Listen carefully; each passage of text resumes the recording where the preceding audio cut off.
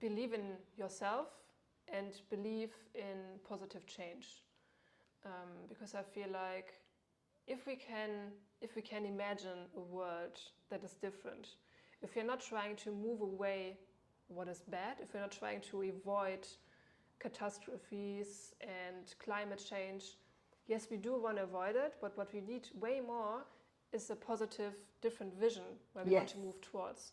So think for yourself, in what kind of world would I like to live in? What does it consist of?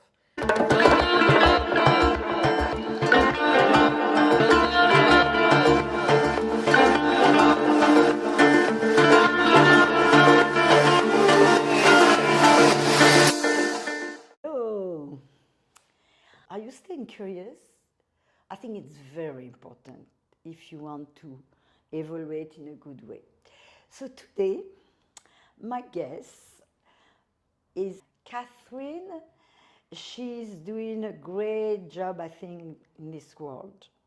And she's going to talk to you about sustainability and how to travel, creating a better world and being responsible for a social impact wherever you go. So, Kathrin, so happy you accept my invitation. Tell me, who is Kathrin? Thank you, Dani. Thank you for having me. So yeah, as you said, I'm Kathrin. I'm an educator, facilitator, and I also founded my own social startup. You're going to talk about this, I guess. Yes. And I always really like to describe myself as an optimist because I really believe in people, in humans, and I also believe in change, that we can actually, all of us, create a better world. And I'm basically working in different contexts on like supporting this change, basically. So I grew up in Germany, in like my family and a sister, and there was a big change also that made me move from my psychology and economics background towards education, sustainable travel, and yes, I'm really passionate about these projects also. Oh, Kathrin, you told me, I heard two things you said that I really connect with you. Number one, you like humans, human connection. Yes. You like changes. And I totally agree with you because life goes so fast, and it's true, it's changes. And if we resist to the changes, we're not happy and we don't follow. I mean, the planet right now has nothing to do with the planet 20 years ago and the evolution of people. But tell me first, I'd like to talk about this beautiful project you have, which is called, how is it called? Give and Grow, yes. Give and Grow, what a beautiful. So you have a website and everything, okay? Mm-hmm. So all this started, you say, when you decide to change life, around 27 years old. Mm-hmm. Okay, so tell us. Yes. So yeah, I was mentioning my background is in economics, and I also studied economics and psychology while I was working full time, also in the same context of sales and marketing. You can imagine it was like a big corporation in the actually chemical sector, and my life back then was very busy. I was doing lots of things, studying, going to still do sports, meeting friends. So I was busy doing things, and there was no space to actually think about what I really want. And when I finished my studies, there was a moment of pause, I would say. And I'm really glad also that I took the time to not put more things on my plate, but to actually slow down and rethink what I actually want. And I mean, the result was also surprising to myself, actually, because at the same time I learned more about sustainability and the impact. Even back then, like 7-8 years ago, we already had on the planet, and things started to really get worse. And I also, on the one hand, I think I got scared a bit I was concerned, maybe also concerned. And you were very aware, you had already the conscience, because some people have no conscience, they do not care about the world or the people, they just go spending, buying, whatever. But I think already from young you had inside your soul something like a kind of conscience. Yeah. Yes, yeah, an awareness for these kind of topics, and also staying curious. What you mentioned in the beginning really helped me, because then I was curious to know, okay, what can we do? What can I do when I'm really concerned about all of this? So how can I change, or how can I make a change? So first in the beginning I was looking at saving plastics, buying organic and local food, rethinking all my beauty products, like everything you can imagine. But then I was also thinking, okay, actually, the biggest resource I personally as a human have is time. And when I'm spending my whole week, 40 hours every week in a company that is producing like a super huge negative impact, that doesn't make sense. So me saving a bottle of plastic compared to supporting a big chemical corporation doesn't make sense. No. So yeah, I started to rethink, and I also learned at the same time about more and more people who are traveling longer and who are finding different ways of living life, basically. So I also got curious and learned a bit and talked to them. And I was like, wait, actually, what about if I quit my job and travel? Yes. So that's the idea came up, and I was really excited about it, because I also knew even if I go travel and I want to come back to the same company, it would be possible, but I don't want to stay in this job, because I knew I wanted to change also what I'm doing. Okay. So it made me, the decision, people always ask me, but the decision was very easy. Because once I knew what I wanted, it was very easy to say, okay, let's leave this job and try to find a solution for sustainable travel, basically. Yeah, but it's right, because we all have period. I mean, as we say, life is all about changing, and to me, being curious. And so we always have this space of, but once we find really what connect to who we are, I mean, we align with our head, our soul, everything, that's when you say, this is it. That's what I want to do. And it brings you joy, it brings you, and then you take action to change. Yeah. So at that time you change. And at that time too, you had your boyfriend for a long time, which is important too, because he decided to go with you. Yes, yeah, I asked him. And I asked him, hey, I have this idea, what do you think? He was like, yeah, okay, let's do it. Yeah, so he joined. So we had to wait a bit until we finished studies and until also we figured everything out. And then like a year after, I think also we left. You left. Germany. Okay. So where did you go when you left? We traveled for 555 days, 1.5 years. And we traveled a bit in Europe, but mostly also on the African continent, South Africa, Cape Verde, Tanzania, India, Southeast Asia also quite a while, like many different countries. It's very easy there to travel by bus and train. So it was easy to stay longer also. They make it easy. So you were a backpacker then? Basically, yes, we had backpack also, Yeah, you were a backpacker. So, and tell me about this place. You were you were in this little island called Mayo. Where was it in? Mayo, yes. It's one of the Cape Verde islands. Yes. Cape Verde Island. Yes. And I was very interested when you talked to me about that tortue. How do you say tortue? Turtle. Turtle project. Yes. So tell me what about this turtle story, because I think it's very interesting for our viewer, because I did not know, the impact of turtles on our world. Yeah. So what is it? I think it's a great question to ask and bring it up, because I feel like this example sums up quite well what I wanted to do with my travels.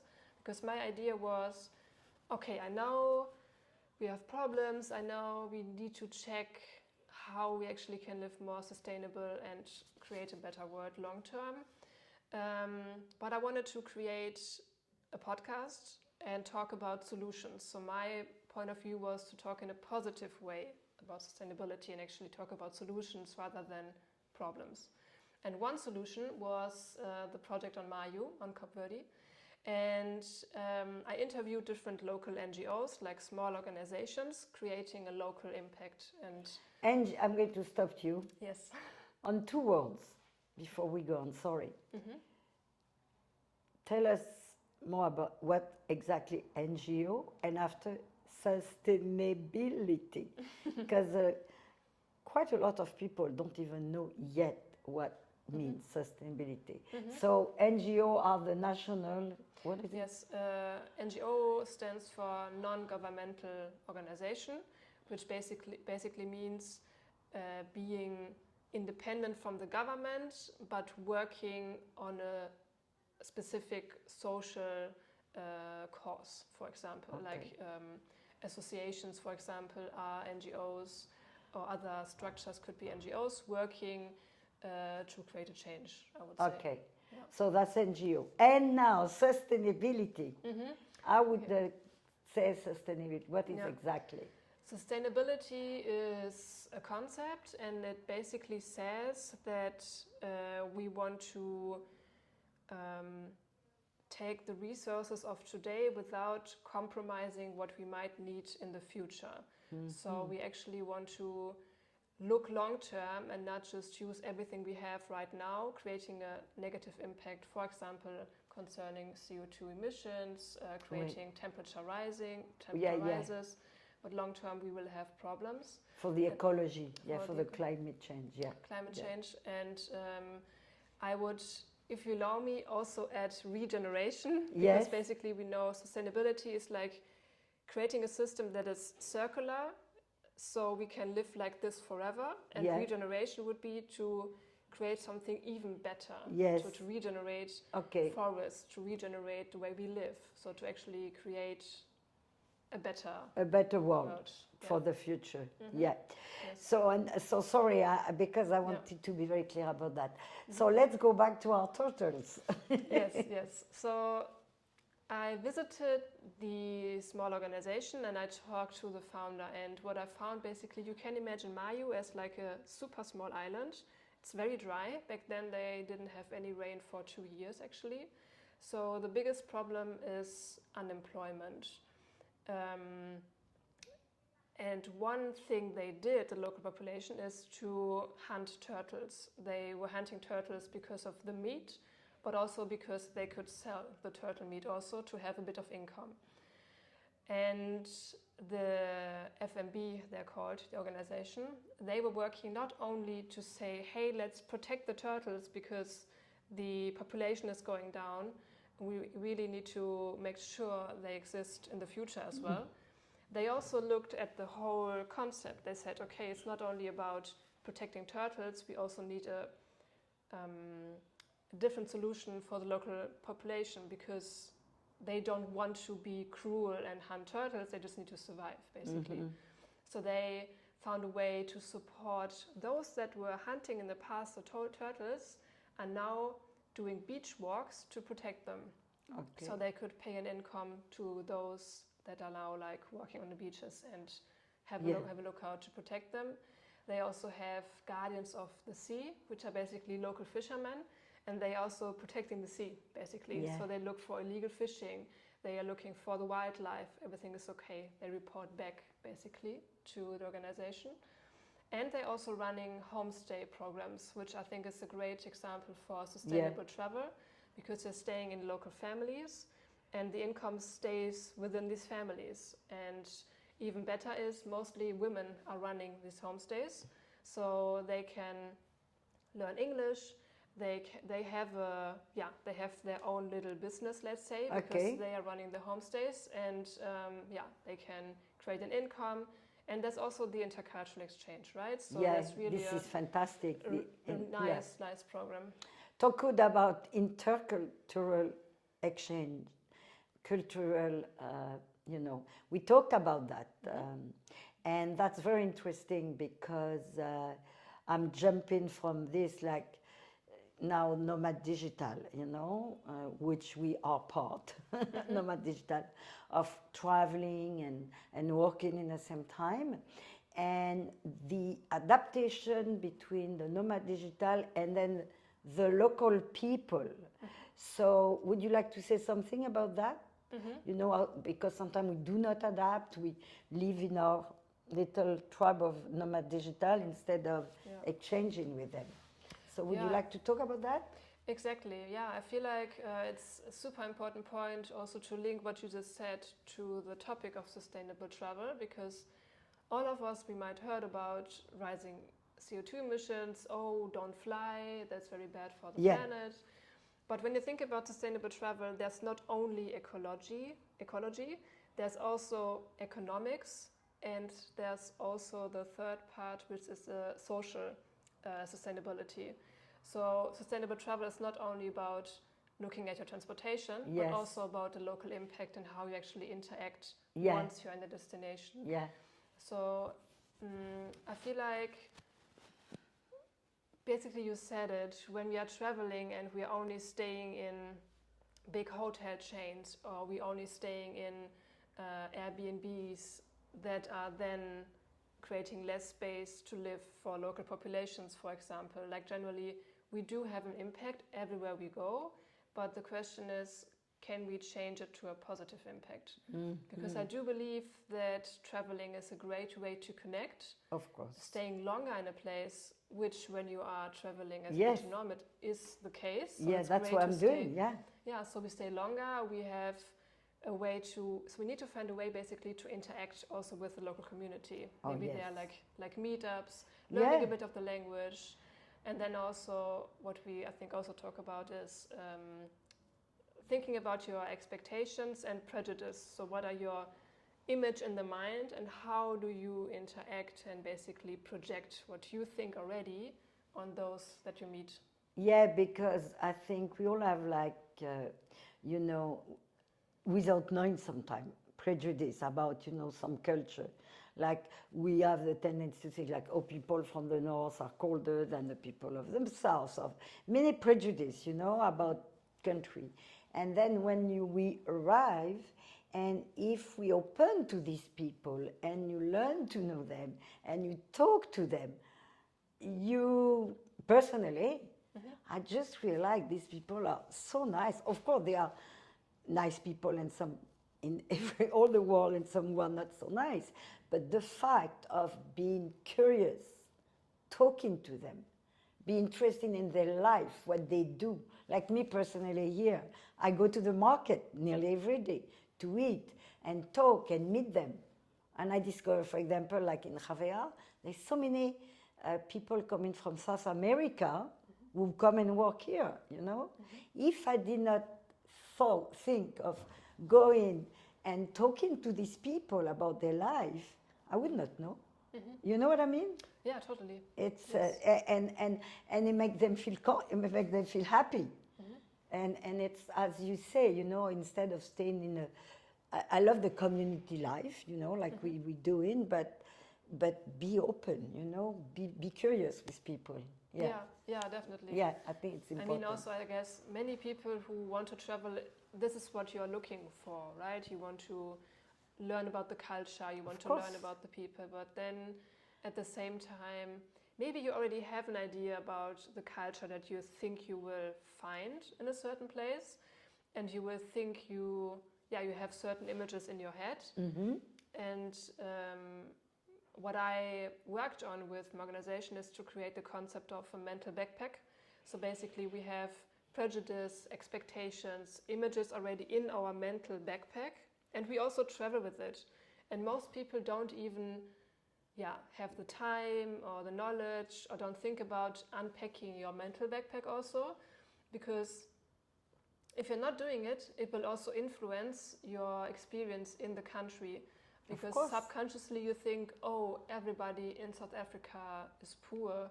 Everybody, I don't know, they are suffering from racism, so and all that. You're kind of creating also a hierarchy, and coming and saying, okay, here I am, take my money, I'm gonna save by just being here. I want to save the world. So Yeah. there will never be a real exchange then if you're coming with your preconceived ideas. So this is why I think it's a very, very crucial part also of traveling sustainable, responsible, to reflect and to unpack your mental background. Yeah. So now tell me about because I know you did some podcasts and you have this website which is like grow. Give and grow. Give. I love it. Give and grow. Is it so beautiful, this name? So tell me exactly what you do now. So I'm basically working as an educator, and Give and Grow is working as an organization making this education possible. So Give and Grow is a social startup. So what you talked about before is a non-profit, an NGO. But we also basically have our own online course platform where you can buy courses, for example. So we also have products. That's why we are non-profit, but also in economy. It's a bit in between. Okay. But generally, what we do is we, on the one hand, create educational programs where we have funding from European money, German associations to support our work. So we can help spread this travel education basically for free. That's the one thing we are doing. But we also work with travel organizations, for example. Also, as an example, with volunteering companies. So if you want to go abroad to help in a local project, we have workshops, online live workshops, where we help you prepare for your trip. So you actually have a local and positive impact and reflect a bit how do you have the best impact in your role as a volunteer. So we have like online live workshops working with the travel organizations, basically. So to sum it up, we have the projects, but we also have the course platform, and we are also really working with organizations on that. Wow, that's very interesting. So let's say for, like some people, they dare to just to go, but for people who are insecure, they can take a course on your platform and just be more prepared to travel and know to go volunteering in certain countries and all that. Yes. So I'm sure you love what you do. I do, yes. Yes. And is there other things that you would like to talk, like we did not talk, or of what you do, what you plan to do? I think maybe it might come full circle if I'm mentioning again the human connection from the beginning, because basically I feel like travel and going out into the world should not be something we restrict ourselves from, where we say because travel can't be sustainable. This was my question, why I started traveling myself. Can those concepts somewhere meet?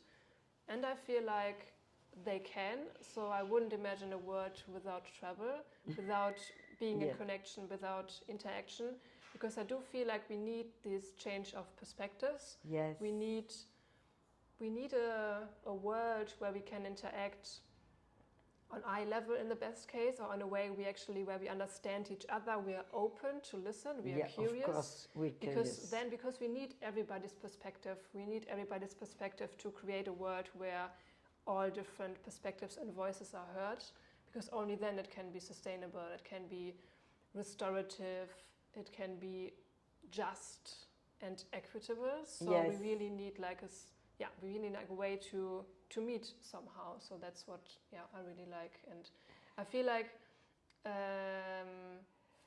that's also where we connect to this positive image of people, because normally what you hear is humans, we are the curse of the world. We are those who create the bad impact. Yes. But if we only frame it in this specific way, people will be like, okay, then whatever, I leave. They give up. Done. They give up. They say, there's nothing I can do, it's too late. Yeah, it's too late.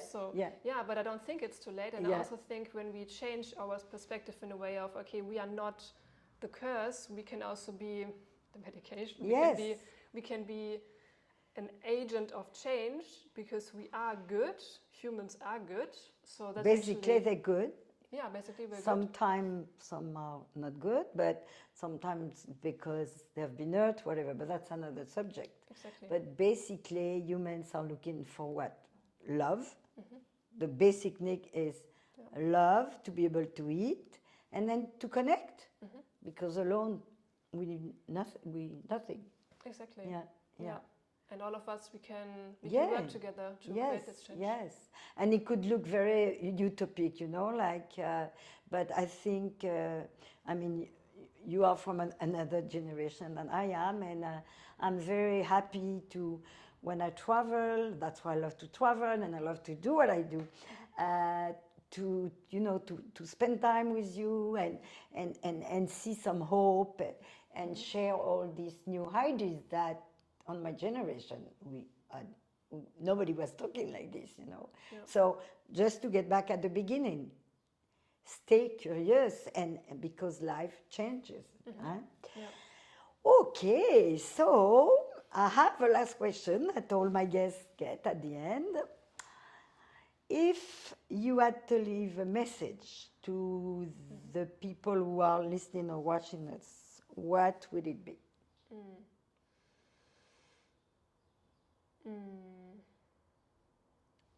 I think it would be similar. Yeah, it would be what I just talked about. Yeah, it would it's be what you said. It would be basically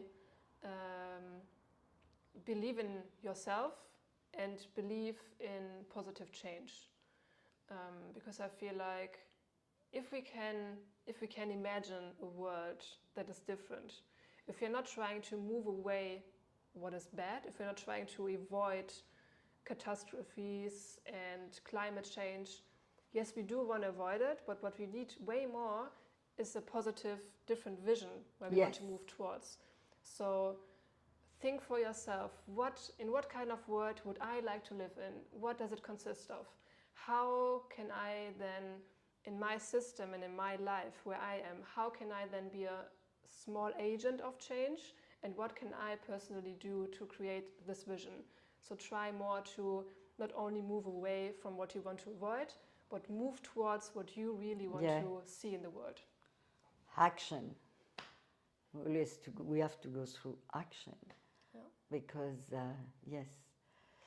So thank you very much, Kathrin. I think, you know more probably that you knew before about these changes and of planet and all these new people, new generation now is really working to try to, to save this planet.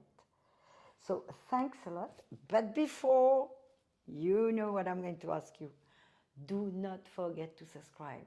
You know how important it is for me. Because like this, I can go on sharing the life of people. And you're going to learn a lot of things. And stay curious.